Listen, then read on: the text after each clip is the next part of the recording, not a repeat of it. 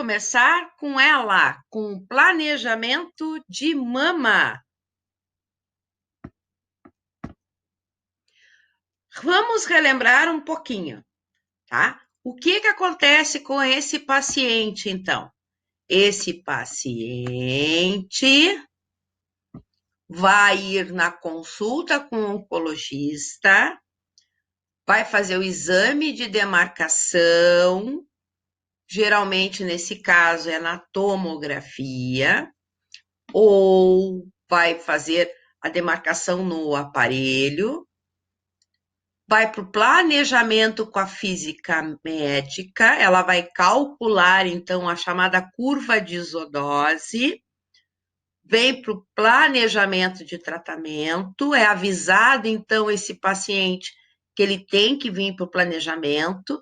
O paciente sempre vai estar angustiado, porque ele acha que lá no exame de demarcação ele já ia programar tudo e aí já ia sair fazendo, porque na realidade é aquela ansiedade para já terminar, eu quero ir embora, e o paciente está angustiado. E aqui a gente vai enfrentar todas as reações possíveis de um paciente. Então, a gente tem que se preocupar muito com o que a gente vai lidar. Então, o técnico vai ver aqui no exame de demarcação. Geralmente, quando é a gente que está lá, a gente se preocupa muito em confortar esse paciente, para que vai demorar um pouco, que ele vai esperar em casa, que ele vai fazer uma demarcação ainda no aparelho, para que seja um tratamento bem planejado e que a dose seja dada somente na área necessária. Quando chega aqui, é a gente que dá esse conforto para o paciente. O técnico tem uma responsabilidade muito grande, principalmente na mamografia, né? Perdão, na radioterapia de mama, porque, gente, é uma mutilação. A paciente operou a mama. Muitas das vezes tiveram que arrancar a mama toda. Elas vão ter que tratar, elas vão ter que passar pela quimioterapia para depois pensar em uma cirurgia plástica. Então, é muito importante nesse momento a gente dar todo aquele amparo psicológico. E isso cabe ao técnico. Na radioterapia é muito diferente do radiodiagnóstico. O paciente já sabe o que tem, ele está indo para um tratamento. Então, tu é a esperança desse paciente. Tu tem que. Tu que vai me tratar. Né? Ou ela está com muita fé que tu vai fazer tudo que o médico pediu e que tá tudo certo. Então, aqui ela está toda assustada. Tudo que nós fizemos aqui, e isso é 100%, no primeiro dia de tratamento ela já não lembra mais nada do que ela fez. E nós vamos ter que explicar de novo. E muitas vezes a gente está no meio do tratamento e ela ainda não sabe direito como é feito o exame. Porque é um bloqueio psicológico, é dela. Aí vem aqui, na metade do tratamento, principalmente se ela está fazendo quimioterapia junto, ela vai ter duas opções. Ou vai ser tudo ótimo e ela continua, ou dá um probleminha nos exames, ou dá uma alteração de pele, uma radiodermite, tá? Então, ou dá uma alteração nos exames de sangue, uma alta de plaquetas, baixas plaquetas, e aí ela pode ficar com uma plaqueotomia, ela precisa, então, interromper, porque com plaquetas baixas não se faz radioterapia, ou ela tem uma reação na pele, e aquilo incomoda, dá dor, é como se fosse uma queimadura. Então, muitas vezes tem que interromper, e dependendo do período que ela vai interromper, ela vai ter que voltar e reprogramar isso com uma dose de mais dias. Isso tudo interfere, então, no humor deste paciente. Quando está tudo certo, ela finaliza e ela está maravilhada, porque ela vai ganhar alta. Ela vai tocar o sino da alta, da primeira alta, porque na radioterapia a gente vai ter a primeira alta, que é do tratamento, depois 5 anos, ela vai levar 5 anos fazendo revisão, e ela tem então a segunda alta, que é considerada alta de cura, mas o médico sabe que nós ainda temos mais 5 anos para qualquer coisa, dependendo do tipo de tumor, tem mais 5 anos ainda, e algumas vão ter tratamento anti-hormonal contínuo.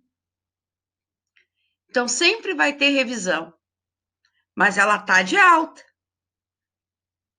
Então, esse estímulo de manter a sua autoestima alta é muito importante para nós, para que ela consiga manter esse tratamento.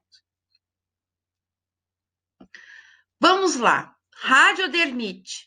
Então, aqui eu mostro para vocês essa área da mama toda lesada pela radiação. Muito comum no cobalto 60. Chegava lá pela quinta, sétima, dependendo do tipo de pele, peles muito claras, com pouca melanina ou com muita melanina, faz esse tipo de reação. Sabe qual que se faz? Pede para a paciente fazer compressas com chá de camomila. E é um santo remédio. O chá de camomila é cicatrizante, reconstitui a pele. Só que tem uma fórmula. O paciente vai ter que fazer o chá, esfriar esse chá e usar em 1 hora. Não dá para guardar o chá na geladeira. Não dá para usar no final da tarde. Ela tem que fazer o chá, esfriar, temperar esse chá na temperatura que ela suporta e fazer compressas com esse chá na área da mama, em 1 hora desse chá. E aqui a gente tem aquele segundo caso que é plaquetas baixas. Então, se as plaquetas baixam, tem que suspender e esperar que normalize o seu exame.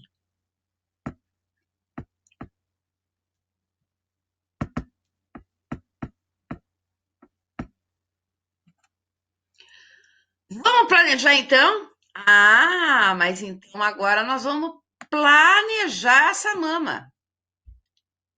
Primeira coisa é a rampa. Essa rampa, ela tem um motivo para existir. Então, a rampa mais modernas permitem ainda uma marcação de tronco da cabeça, do braço e do antebraço do paciente. O que é isso?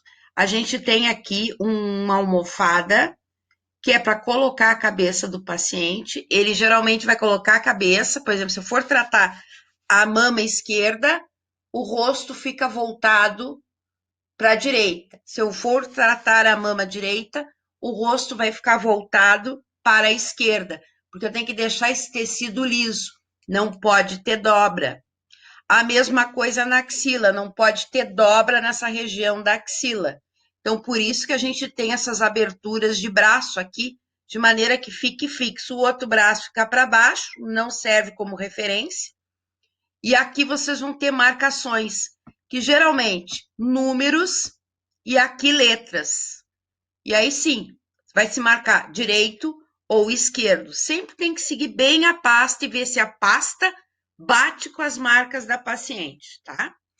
O porquê do uso da rampa? E aí, vocês têm aqui.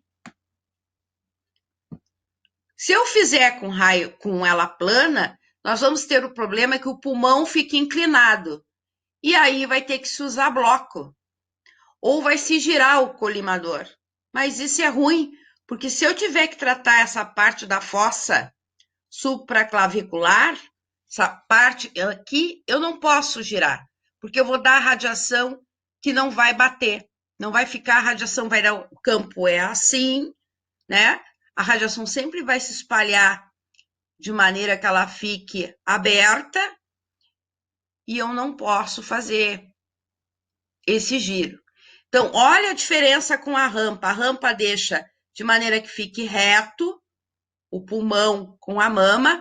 A gente tem uma ideia da rampa pelo formato que a mama fica, né? Mamas muito grandes às vezes caem para o lado, a gente tem que ajeitar a posição do paciente para que essa mama não fique caída e faça dobra na lateral. E aqui da tomografia, então foi para tomo, fez o planejamento, e aqui a gente tem a física, ela vai calculando a dose que o médico quer. Olha, eu tenho que dar 2.200 centigraus nessa mama. E aí ela vai colocar o ponto de 2.200 centigraus aqui, e ela vai calcular para poder fazer o que se chama de curva de isodose, ó. Ela foi calculando, calculando, calculando, e isso tudo é calculando com os feixes para poder delimitar. Não podemos esquecer que uma área do pulmão sempre vai ter 2 centímetros. Alguns locais consideram 3 centímetros de pulmão permitido, mas o ideal é sempre 2 centímetros de radiação pegando o pulmão.